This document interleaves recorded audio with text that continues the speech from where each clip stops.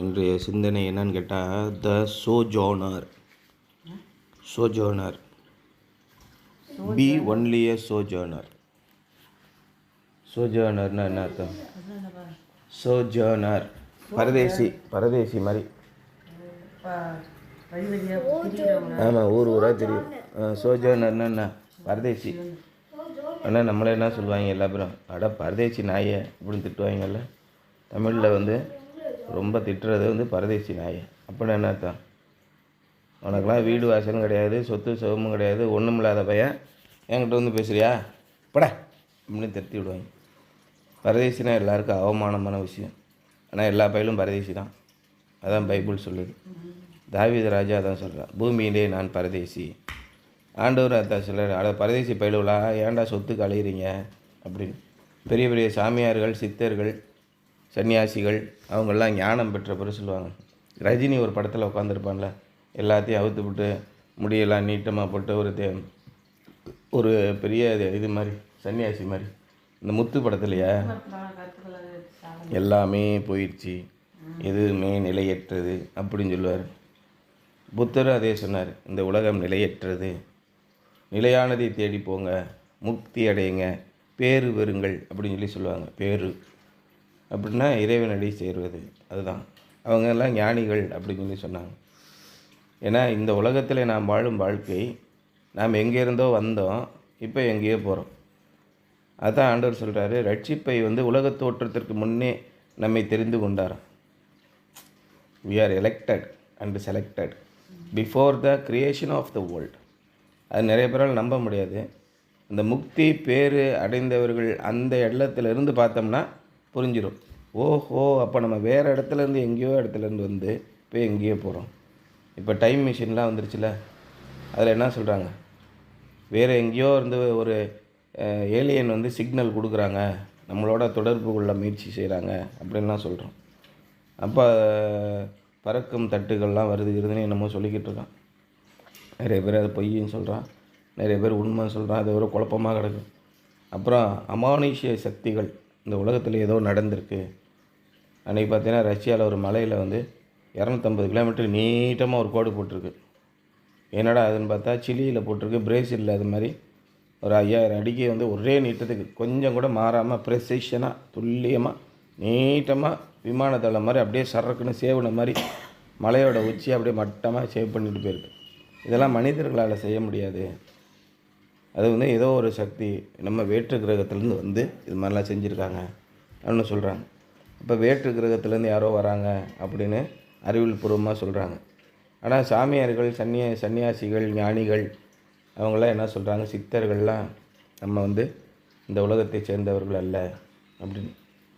அதான் சிவவாக்கிய சித்தர் என்ன சொல்கிறார், ஓடி ஓடி ஓடி ஓடி உள்ளிருக்கும் ஜோதியை நாடி நாடி நாடி நாடி நாட்களும் கழிந்ததே அப்படிங்கிறார் இல்லையா.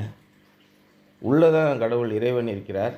நாம் இந்த உலகத்தை உடையவர்கள் அல்ல, நாம் வேறே உலகத்தை உடையவர்கள், நாம் இறைவனை போய் சேர வேண்டும் அப்படின்றது தான் பெரும்பாலான சித்தர்களின் எண்ணமாக இருக்கிறது. அதைத்தான் இவரும் சொல்கிறாரு, பி ஒன்லி எ சோஜானர்.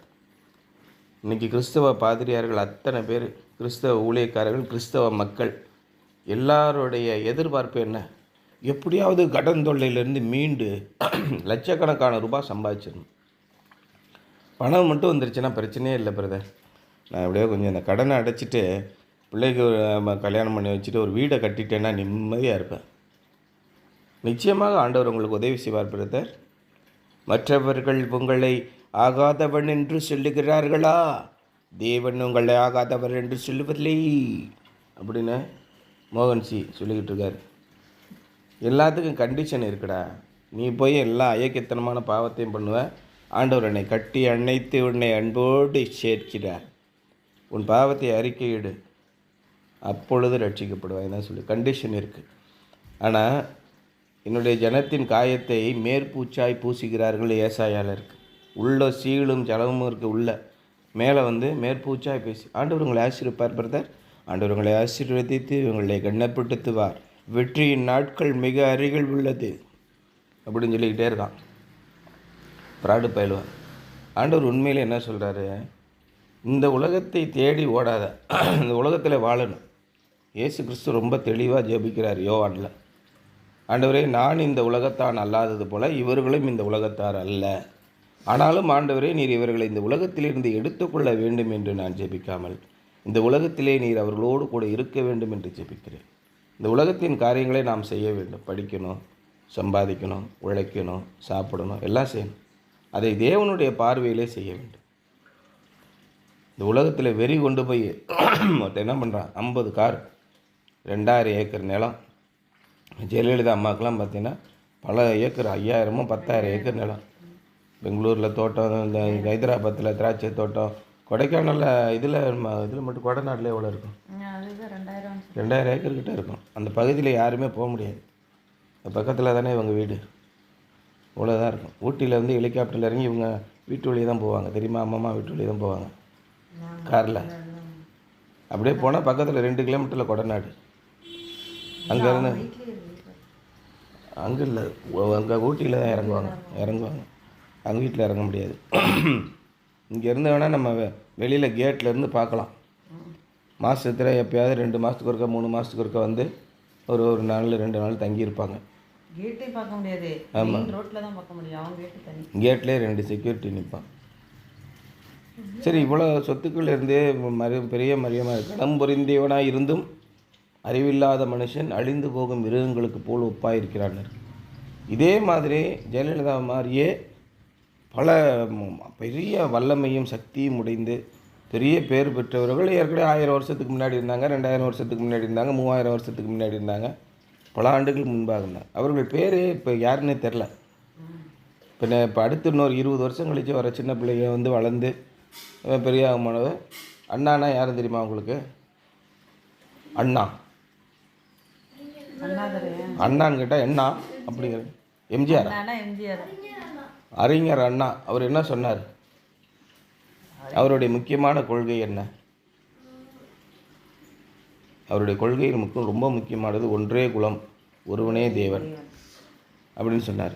அது என்னங்க ஒன்றே குலம் ஒருவனே தேவன்? அதுக்கு முன்னாடி என்ன இருந்ததுன்னா, திராவிடர் கட்சியிலிருந்து தான் அறிஞர் அண்ணா பிரிஞ்சு வரார். திராவிட முன்னேற்ற கழகம். திராவிட கட்சி என்ன சொன்னார்? கடவுள் இல்லை, கடவுளை கற்பித்தவன் முட்டாள் அப்படின்னு சொல்லி சொன்னார்.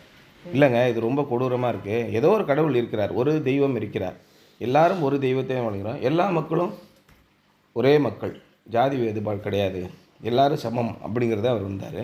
மிகப்பெரிய அரிய கருத்துக்களை அவர் சொன்னார். அவரை தேடி பல லட்சக்கணக்கான பேர் போனாங்க. அவருடைய மரணத்திலே பல லட்சக்கணக்கான பேர், 10 லட்சம் 15 லட்சம் பேர் கண்ணீரோடு அழுதாங்க. சமூக மறுமலர்ச்சியை உண்டாக்கினார். உங்களுக்கு அவர் யாருன்னு தெரில, இன்னும் உங்களுக்கு அடுத்து வர தலைமுறைக்கு யாருமே தெரியாது. ஓ அண்ணாவா, சரி ஓகே. மகாத்மா காந்தி பிறந்தார், குஜராத்தில் உள்ள போர்பந்தரில் பிறந்தார் அப்படின்னு இப்போ நீங்கள் படிக்கிறீங்கல்ல. அவர் என்ன செஞ்சாருன்னு தெரியாது. அன்னி பெசன்ட் அம்மையார்னா யாருன்னு தெரியாது இல்லையா? அன்னி பெசன்ட்னா யார்? படித்த மாதிரி ஞாபகத்தில் இருக்கே, யாருன்னு தெரில.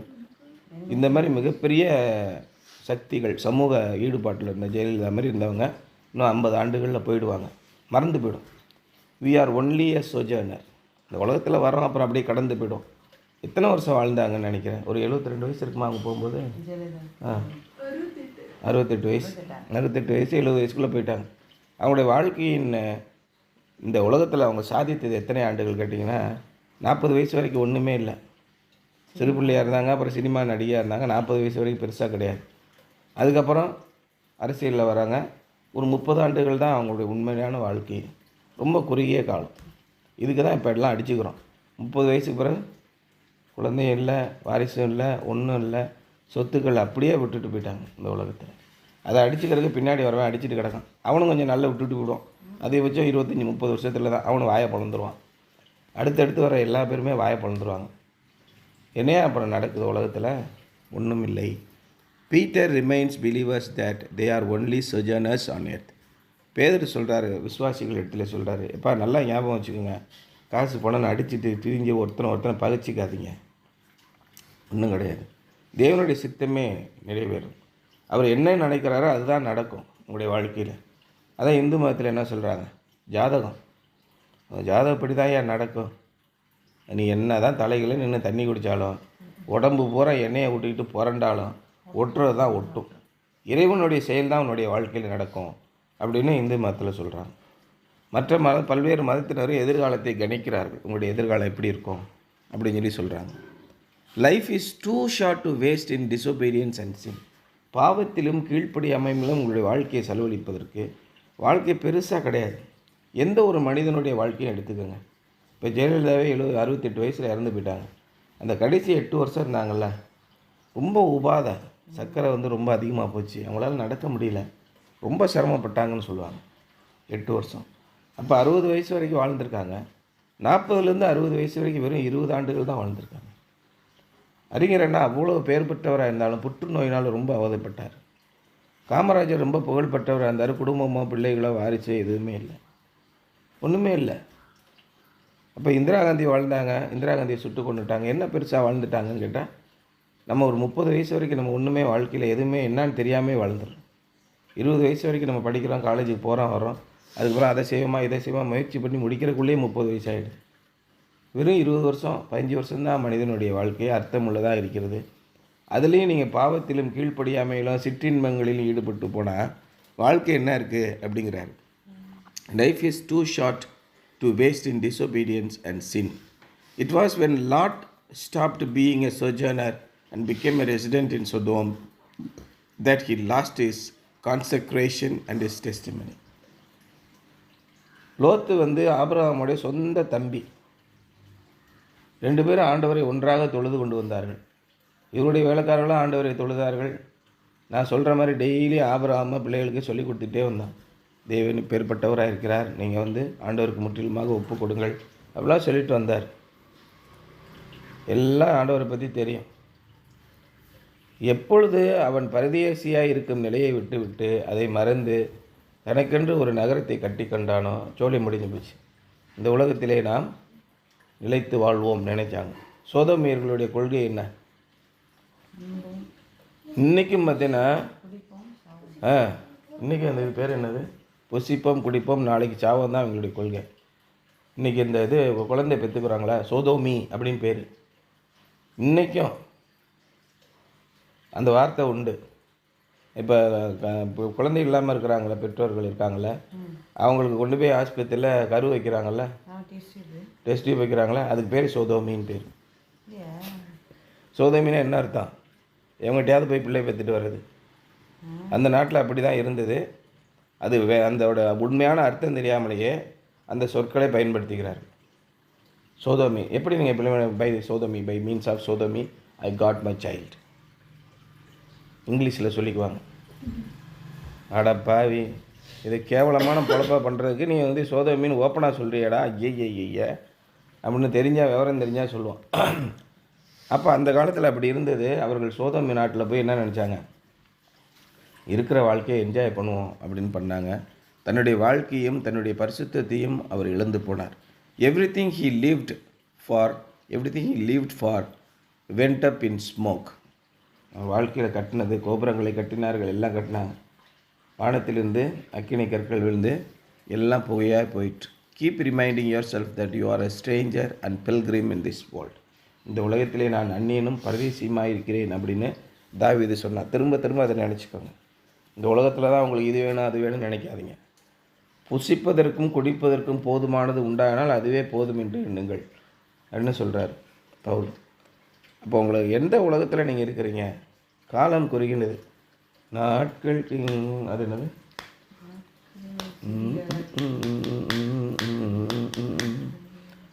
காலத்தை ஆதாயம் செய்திடுவோம், நாட்கள் ஆகிறதே, காலத்தை ஆதாயம் செய்திடுவோம். ஆண்டவருக்காக வாழ்வது அப்படின்னா என்ன? சன்னியாசியாக போகிறதா? ஒரு காவி வேட்டியை கட்டிக்கிட்டு, ஒரு கையில் கட்டையை பிடிச்சிக்கிட்டு, டிக்கின்னு அடிச்சுக்கிட்டு, கழுத்தில் ருத்ராட்ச கொட்டையை போட்டுட்டு போக சொல்லலை. ஆண்டவருக்காக வாழுங்கள் என்பதிலே நேர்மையாக வாழுங்கள், அவ்வளோதான். அடுத்த மனிதனை துன்புறுத்தாமல் வாழுங்கள் அப்படின்னு அர்த்தம். துன்புறுத்துனீங்கன்னா மாட்டிக்கிறீங்க. இதுதான் தேவனுடைய செயல். நற்செயல்களை செய்ய சொல்கிறார்.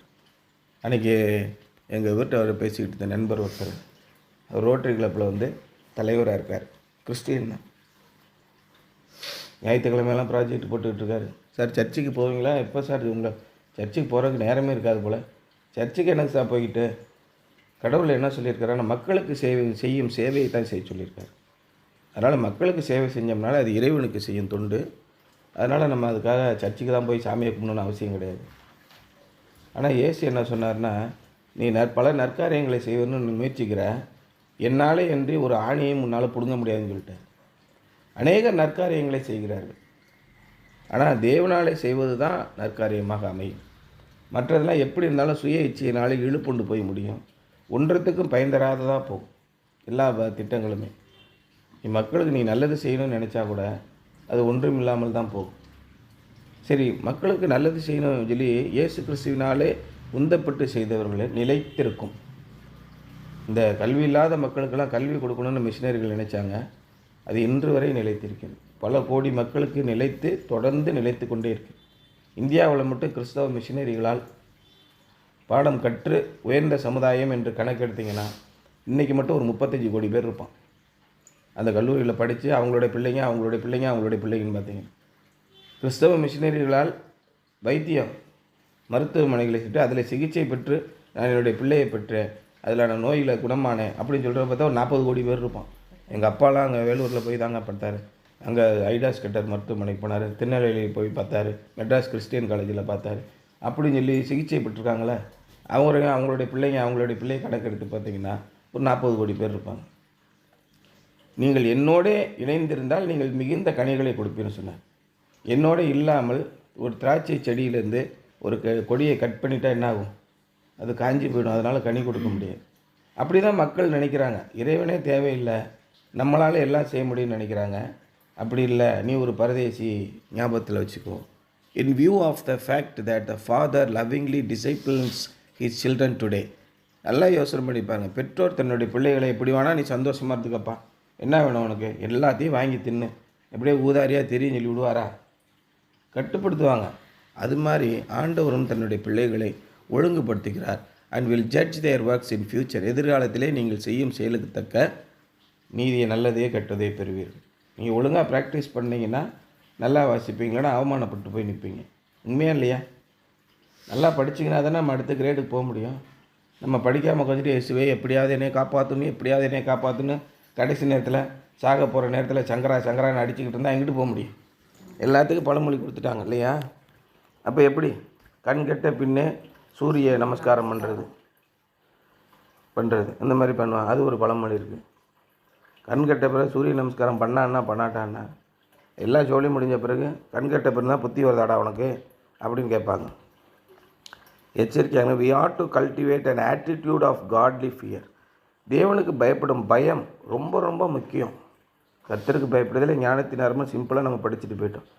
யாருடைய மனதிலும் தேவனுக்கு பயப்படும் பயம் இல்லை. அதனால தான் இஷ்டத்துக்கு ஏமாத்துறது அடுத்த ஏமாற்றி அந்த கொஞ்சம் போல் காசை பிடிங்கி நக்கி திங்கணும். இதுதான் எல்லாருடைய கிறிஸ்தவர்களுடைய வாழ்க்கையில் இருக்கிறது. என்ன, எப்படியாவது காசை பிடிங்கணும். அவன் ஊழியக்காரனாக இருந்தாலும் சரி, சபை மக்களாக இருந்தாலும் சரி, அடுத்தவனுக்கு ஏதாவது ஒன்று இருந்துச்சுன்னா அதை பிடிங்கி திங்கணும். அதை இச்சையாது இருப்பாங்கன்னு ஏற்கனவே சொல்லியாச்சு. ஆனால் செய்ய மாட்டான், இதுதான் செய்வோம். அப்போ என்ன சொல்கிறாரு? we ought to cultivate an attitude of godly fear. கர்த்தருக்கு பயப்படும் பயம் நம்பர் 1. 2வது கர்த்தருக்கு காத்திருத்தல். எதையுமே உங்களுடைய எல்லா கவலைகளையும் வேண்டுதலோடும் விண்ணப்பத்தோடும் அவரிடத்தில் சமர்ப்பியுங்கள். அப்போ உங்களுக்கு கவலை இருக்கா, உங்களுக்கு துக்கம் இருக்கா, அதை போய் நீங்கள் அடுத்தவங்கள்ட்ட கேட்டு கெஞ்சிக்கிட்டு இருக்க வேண்டியதில்லை. நீங்கள் ஆண்டவர்கிட்ட சொல்லிவிட்டு அமைதியாக காத்துருங்க. There will be a time. ஆண்டவர் நம்ம தம்மிடத்தில் கேட்டுக்கிறவர்களுக்கு நீதியாய் பலனளிக்கிறார் என்ற விசுவாசம் உங்களுக்கு இருக்கணும். அதுக்கு கொஞ்சம் நேரம் ஆகும். அவர் வானத்தையே வில்லா வளைச்சி உங்களுக்கு உதவி செய்ய வருகிறார். அப்போ அதுக்கான காற்று ஏற்ற காலத்தில் செய்வேன், தீவிரமாக இதை நடப்பிப்பேன்னு சொல்லி ஆண்டவர் சொல்கிறார். ஏன் காத்திருக்கிறத விசுவாசம் இல்லை, ஆண்டவரத்தில் நம்பிக்கை இல்லைன்னு காத்திருக்க முடியாது.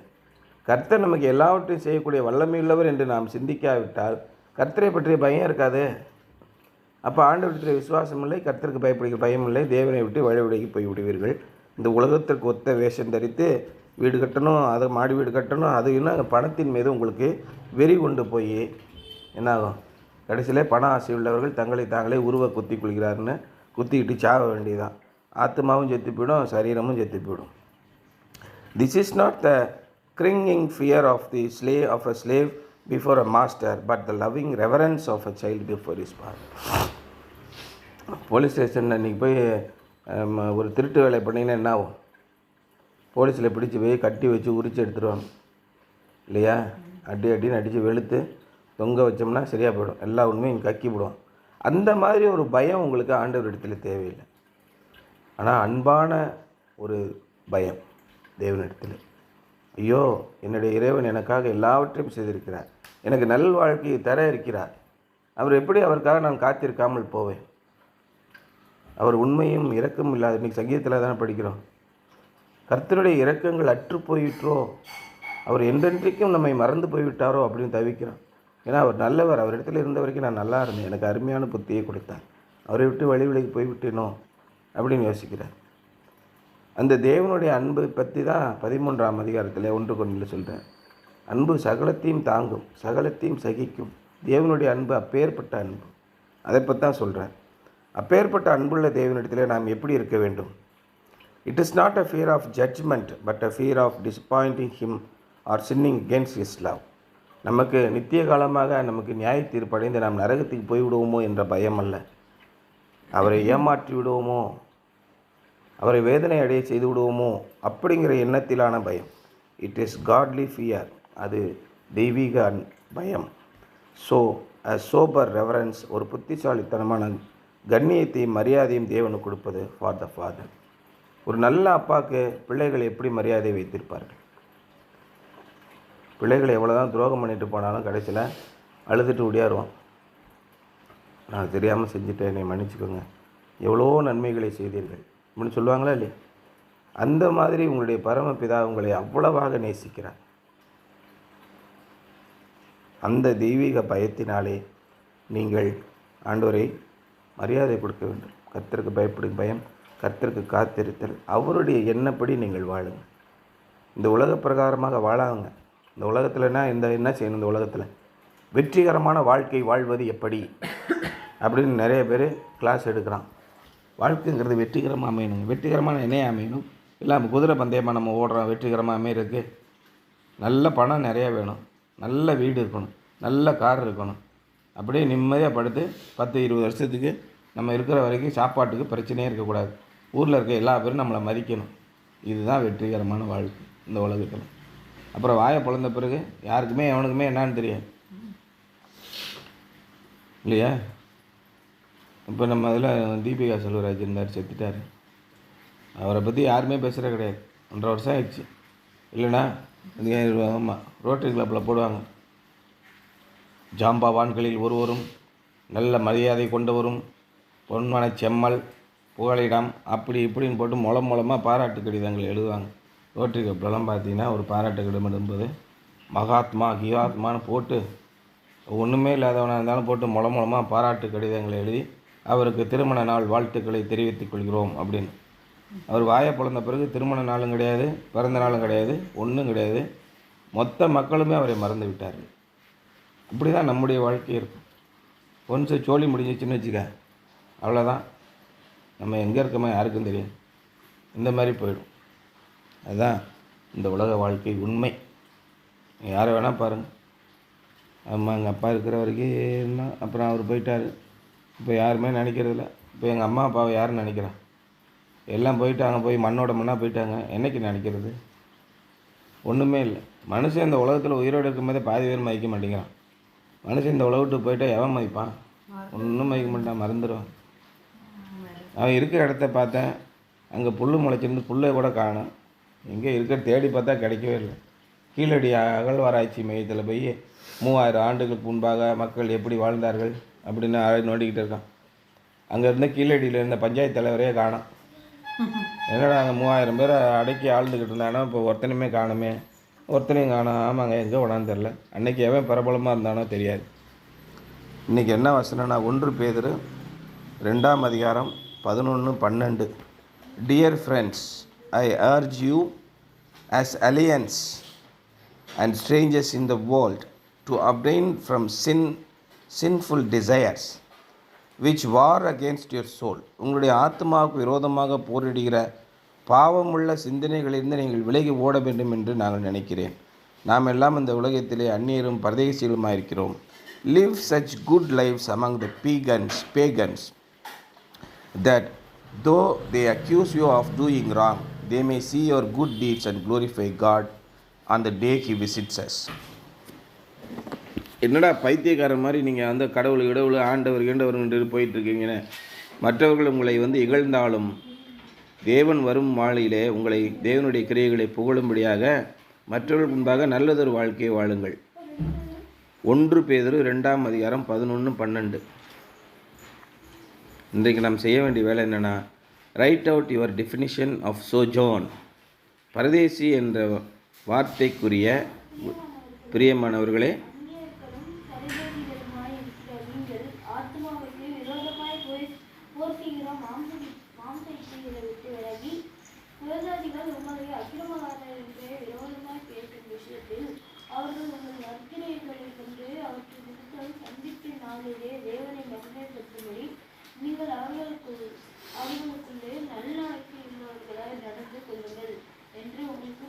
அவர் மாம்ச இச்சைன்னு போட்டிருக்காரு. இதில் என்ன பண்ணுறோன்னா, சின்ஃபுல் டிசையர்ஸ்.